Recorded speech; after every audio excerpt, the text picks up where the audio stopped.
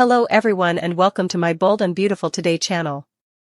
Hope fears the worst after Luna appends Steffi's world and Nick kisses Brooke. While Luna Nozawa appends Steffi Forrester's world, Nick Marone will plant a kiss on Brooke Logan. After receiving some unfavorable news, I hope Logan will also be terrified, so let's discuss all the action.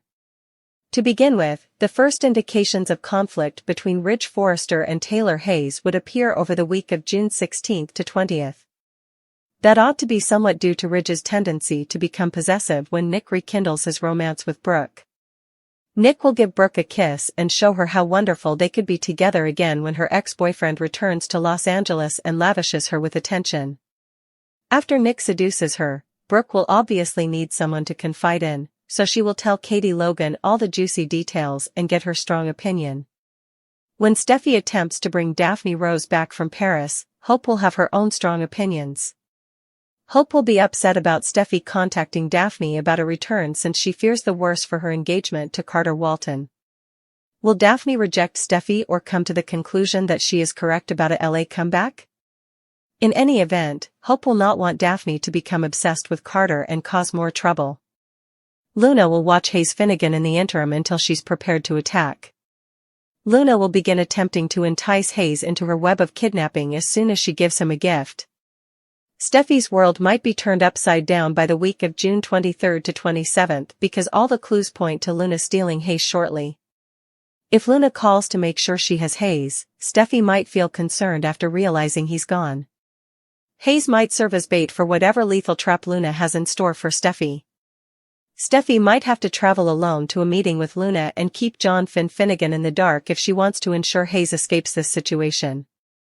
Steffi will have to follow Luna's regulations, but there will undoubtedly be ways to get in the way. Is there anything Remy Price can tell Sheila Sharp that could help save the day? Nick should continue to irritate Ridge and draw Brooke closer in other places. The more Brooke lets Nick into her heart, the more Ridge will question whether he was wrong to let her go.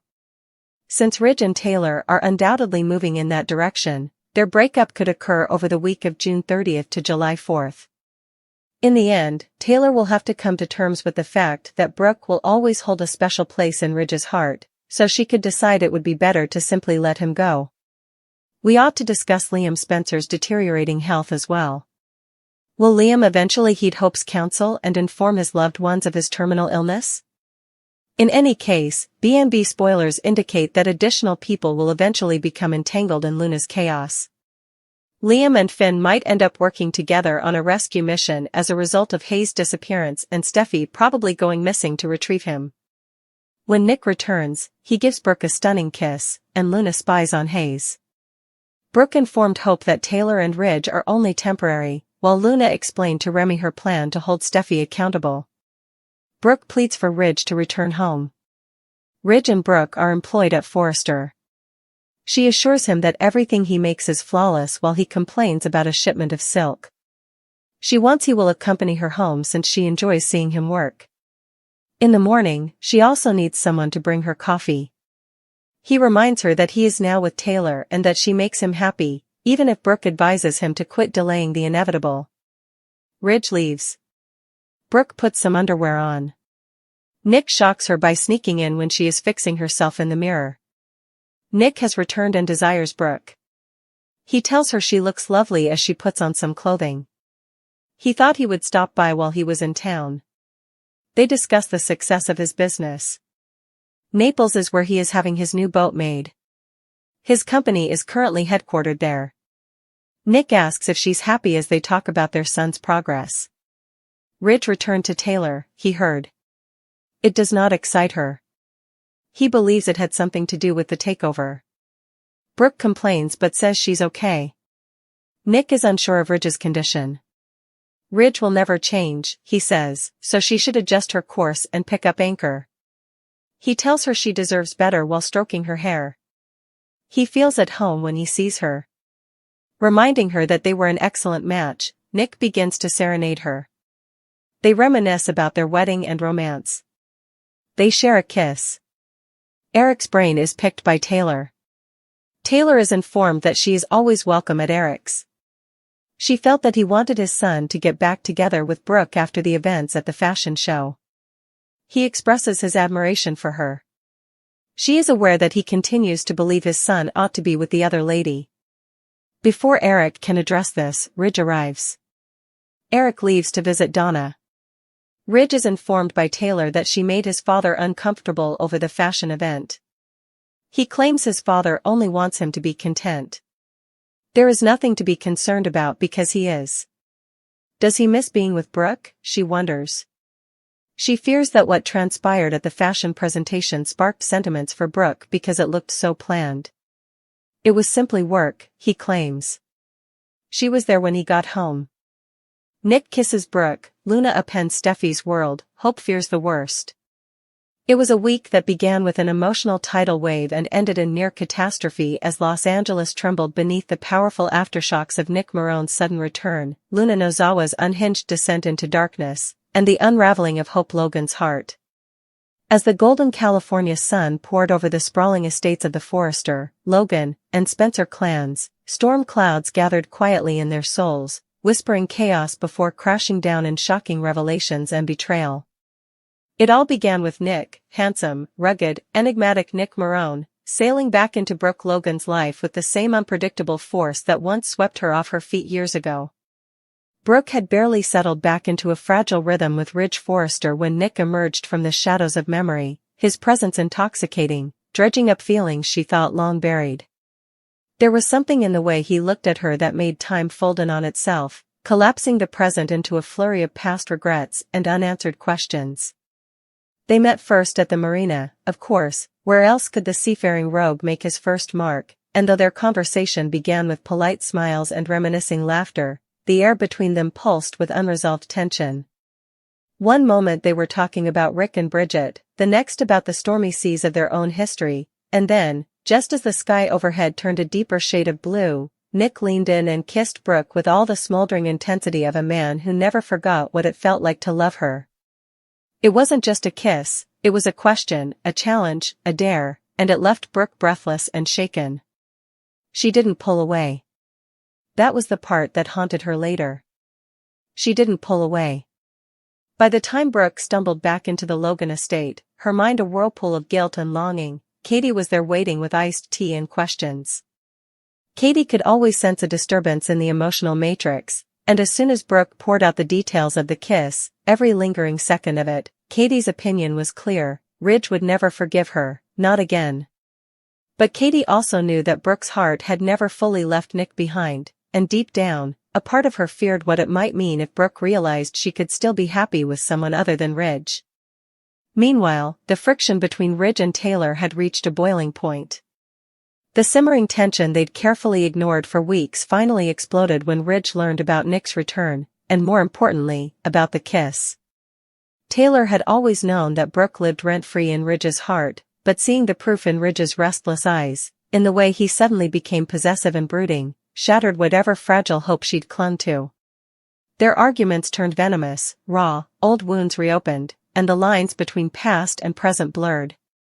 Ridge tried to hide his jealousy, but he failed. Taylor called it out, and when he couldn't deny it, she packed her bags, again. Across town, Hope Logan was dealing with her own avalanche of dread. News had arrived from Paris. Steffi was contacting Daphne Rose, the one woman Hope never wanted to see in Los Angeles again. Daphne, the beautiful, poised, calculating socialite who once tried to steal Carter Walton from Hope with a smile sharp enough to cut diamonds, was being summoned back. Hope's worst fears unfurled like a tightly coiled spring. She stormed into the Forrester offices, confronting Steffi with unrelenting intensity, demanding to know why she would invite that woman back. Steffi, calm but firm, explained that Daphne had connections that could save the international division, but Hope didn't buy it. She saw it as sabotage, a power play disguised as pragmatism. Worse still, Hope sensed that Carter had grown distant lately. Was he already reconnecting with Daphne behind her back? The idea clawed at her psyche until her days became sleepless and her nights filled with whispered questions and unanswered texts. But the most chilling storyline unfolded with Luna Nozawa, who had been spiraling in silence while no one truly paid attention. Obsessed with Hayes Finnegan, the child she once believed could bridge the void between her and a sense of belonging in the Forrester family, Luna began watching from afar, waiting for the right moment to act. She brought Hayes a gift, a simple handmade stuffed animal stitched with devotion and eerie precision. At first, it seemed innocent, even sweet. But it was the beginning of something darker. Steffi brushed it off, thinking Luna was trying to make amends for past tensions. But she should have known better. Luna's eyes were too sharp, her smile too fixed. Soon, Luna's fixation spiraled into a full-blown plan, and one rainy evening while Finn was at the hospital and Steffi was taking a call, Hayes vanished. Just like that. Gone. No trace, no sound, no warning, just an empty playroom and a chill in the air. The moment Steffi realized Hayes was missing, the world tilted off its axis. Panic, guilt, fury, it all collided in her chest as she called Finn, her voice cracking, and then collapsed into silence as an unknown number buzzed her phone. Luna. Calm, cool, clinical Luna. She had Hayes. And she wanted to talk. Steffi was faced with the impossible. Luna demanded a private meeting. No cops, no Finn. Just Steffi. If she wanted her son back, she had to come alone, and she had to listen. What Luna wanted was still unclear, but her voice dripped with unspoken threats and twisted motivations. Steffi, cornered and terrified, made the fateful choice to go. She left a note for Finn, vague but pleading. Meanwhile, Finn discovered the truth and tore through every connection he had to find his son. That's when he crossed paths with Liam Spencer, who had been harboring his own secret, a fatal diagnosis he hadn't shared with anyone but Hope. The prognosis was bleak, the timeline short, and the pain constant. But when he heard that Hayes was missing, Liam shoved everything aside. Together, Finn and Liam, two men who had loved and lost, who had hated and forgiven, joined forces in a race against time. Back at the Logan compound, Brooke found herself caught in a crossfire of emotion. Nick wasn't letting up. He showed up with flowers, with poetry, with promises of adventure and stability, everything Ridge never gave her. And every day she wavered, every time she looked into Nick's ocean-colored eyes and saw the man who once made her feel invincible, she drifted further from Ridge. Ridge, for his part, began questioning everything. Maybe Taylor was right. Maybe he did still love Brooke. Maybe letting her go was a mistake. But it was too late now. Or was it? As the week bled into the next, the consequences of every choice became irreversible. Hope discovered texts between Carter and Daphne that hinted at more than business. Steffi arrived at an abandoned winery where Luna waited with Hayes, whispering lullabies and plotting revenge. Finn and Liam traced her phone signal to the same location, racing through the fog-drenched valley in a desperate bid to intercept disaster. Katie confronted Nick, telling him to back off before he destroyed Brooke's life again. Taylor, alone and aching, considered leaving town for good. And then came the climax. Steffi reached Hayes just as Luna began lighting candles and talking about fate, about the family she deserved, about the child that should have been hers. Hayes stirred in his sleep, murmuring, and Luna's facade cracked. The moment shattered when Finn burst through the door, followed by Liam, and everything erupted in chaos. Luna tried to run, but Liam caught her. Finn wrapped Hayes in his arms, and Steffi collapsed in tears. Back at the hospital, Liam finally told his family about his condition. The room fell silent, and Hope wept openly. Daphne arrived in LA the same day and walked straight into Carter's office with a kiss that proved Hope's fears weren't just paranoia, they were prophecy. And Brooke? She stood in her garden, staring out at the horizon, the wind tugging at her hair as Nick waited on the steps behind her. Ridge was gone. Nick was here. And the future was a mystery that once again started with a kiss. Brooke was still in a swirl of longing and frustration when she stepped into the plush Forrester Creations office, the air subtly scented with rich fabric and blooming tension. Ridge, standing across the room with a bolt of imported silk draped over his arm, grumbled about the late shipment, but to Brooke, it didn't matter, everything he touched turned to art. "You always create magic," she said wistfully, watching him work, trying to catch his gaze and maybe his heart. She couldn't stop herself from yearning for more than shared workspace, She wanted him home, beside her, in their shared life. "I wish you'd come home with me," she murmured, trying to inject some lightness into the tension. "And someone needs to bring me coffee in the morning." But Ridge, ever conflicted yet resolved, pulled away with the same refrain. He was with Taylor now, and Taylor made him happy. The words stung, even if she'd heard them before. He walked out, and Brooke was left with nothing but silence and silk. Later, alone in her home, Brooke tried on a piece of delicate lingerie, something soft and crimson, as if wearing beauty could armor her heart. She stood before the mirror, adjusting the straps, checking the way the lace framed her skin, when a familiar voice cut through her solitude. "I hope I'm not interrupting," Nick said, leaning casually against the doorframe with that irreverent smirk that always seemed to precede some emotional hurricane. She gasped, startled, then laughed as she reached for a robe. "Nick. What are you doing here?" He grinned. "Thought I'd drop in. I was passing through town and couldn't not see you." His charm still felt like a tide, easy to be caught in. He told her about the booming success of his shipping company, how they were building a new yacht in Naples, where he'd settled his business. It all sounded so glamorous, so far away from the chaos of LA and the pull of the Foresters. They chatted about their son, the years gone by, and as the conversation shifted toward Ridge, Nick's expression grew darker. "I heard he went back to Taylor," he said, like he was testing her. Brooke's face hardened slightly. "Yeah. He did." Nick, always the straight shooter, scoffed. "He's never going to change, Brooke. You know that." She shrugged, trying to pretend it didn't matter. "I'm fine. I have a lot going on." But Nick saw through her. He stepped closer, brushing a strand of hair from her face. "You deserve better. Someone who sees you, every day. Someone who doesn't leave you in limbo every time another woman blinks at him." His words stirred the embers of old feelings, and suddenly, it felt like years hadn't passed at all. And then, Nick did what only Nick could do. He serenaded her, his voice low and nostalgic, tugging at memories they had tucked away. Scenes from their past flickered through their minds, stolen kisses, shared laughter, the vows they once whispered under a golden sun. When his lips finally met hers, Brooke didn't pull away. It was a kiss drenched in the past, hopeful in the present, and uncertain about the future.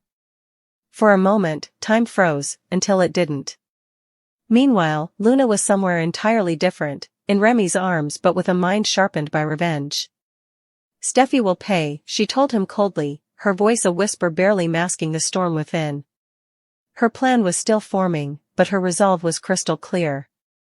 She had watched Steffi and Hayes from afar, seen the warmth and security of that family unit, and something primal surged within her. That should have been her life, her story. Not a footnote to someone else's happiness. And while Remy expressed concern, his brow furrowed, his hand gripping hers, Luna was unmoved. She told him it was justice, not vengeance. But deep down, even she didn't know if that was true. At Eric's estate, Taylor sipped her tea with practiced calm but an uneasy heart. She looked at Eric, her friend and occasional confidant, and asked the question that had gnawed at her since the fashion show. "You want Ridge to go back to Brooke, don't you?" Eric, kind as always, smiled warmly. "Taylor, you are always welcome in this family." She appreciated the sentiment, but it wasn't an answer. The show had felt like a setup, a public reconciliation between Brooke and Ridge masked as a business venture. "I just want my son to be happy," Eric finally offered, but the words didn't feel like comfort. They felt like a truth she couldn't control. Before they could continue, Ridge arrived, and Eric quickly excused himself to go see Donna, leaving Taylor alone with Ridge and her questions. "Did you mean it?" she asked softly. "Everything that happened at the show. It felt like a message." Ridge took her hand. "It was just work, Taylor. That's all." But even as he said it, the shadows behind his eyes hinted at more. She pressed, worried. "Do you miss being with Brooke?" Ridge stiffened, then softened. "I came home to you," he said. It was both an answer and a deflection. Back at Brooke's, the air was still charged from Nick's kiss. She pulled away slowly, her fingers grazing his chest. "You shouldn't have done that," she said, but her voice was breathless, not angry. "Why not?" Nick asked. "Because it woke something up in you?" She turned away, unable to answer. Memories flooded her, of love, betrayal, loss, and hope. Nick represented a part of her life that wasn't tied to Ridge, a version of herself she hadn't accessed in years. Later, Brooke met Hope for coffee and tried to anchor herself in the present. Hope, ever observant, could tell something was different. "You seem distracted," she noted. Brooke smiled tightly. "Just old ghosts." When the conversation shifted to Ridge and Taylor, Brooke's voice sharpened. "They're only temporary," she said, more to convince herself than her daughter. "Ridge always comes back." Hope didn't say anything. She just sipped her coffee, eyes narrowed, mind turning. Meanwhile, Luna had slipped into stealth mode. Dressed in black, she watched Hayes through binoculars from her car parked discreetly across the street. It was wrong, she knew it, but she couldn't stop. Hayes laughed as he played with Steffi in the garden. The innocence of it all only fueled her fire. She wasn't going to hurt him, no, but she was going to use what she saw, what she learned, to shatter Steffi's carefully constructed world. Back at Forrester, Ridge stared at a sketchpad but saw nothing. His hands moved, but his mind was elsewhere, trapped between Taylor's steadiness and Brooke's fire. He remembered the look in Brooke's eyes the last time they were alone. The way her hand lingered on his. The curve of her lips when she whispered, "Come home." And then he thought of Taylor, safe, loving Taylor, who had stood by him through storms. He was tired of choosing. But fate, it seemed, wasn't done with him. Nick lingered outside Brooke's house, unsure of what he had set in motion. Part of him had hoped she'd shove him out, slam the door, tell him she was done. But she hadn't. And that meant something. Maybe it meant everything. Across town, Taylor stared at the fireplace, waiting for Ridge to return from work, wondering if he'd bring his heart home or just his body. Luna scribbled notes into a leather-bound journal, every observation about Steffi and Hayes catalogued with surgical precision. Hope reread a text from Thomas, unsure whether to respond.